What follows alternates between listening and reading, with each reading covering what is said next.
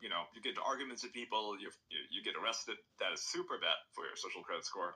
It's all about controlling behavior, right? So they want you to be healthy. They want you to have children because China has a really bad problem with people not having enough kids, right? So an easy way to raise a social credit score is to just have a kid, and then every time you buy, say, baby formula, for example, your social credit score goes up. And now what your social credit score allows you to have is loans, better recommendations for like housing, better jobs, because if your like social credit score is like too low, then you won't get a nice job. Okay, so it's in your interest to behave in a like socially positive manner. It's not about smiling or not getting into arguments or stuff like that. That's so minuscule. They can't really control that, right? It's more about your larger, like the larger scope of your behavior. Now, this is not implemented anywhere, by the way. Like it's not like fully implemented, like fully. Just like they're beta testing some stuff.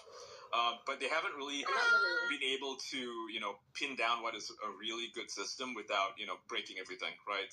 And there's a bunch of companies trying to run for it. And I think one of the companies that was developing the software has come into a lot of problems with the Chinese government. China used to promote a lot of internet-based things, right? Like Alibaba, for example. And they realized that giving these people too much power was actually pretty bad. Like Jack Ma, for instance, he is kind of an idiot. If you've ever seen his interview with Elon Musk, you kind of realize he's kind of a dumb guy. Okay.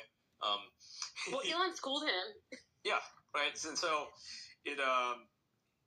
China doesn't want giving that much power to these people anyway.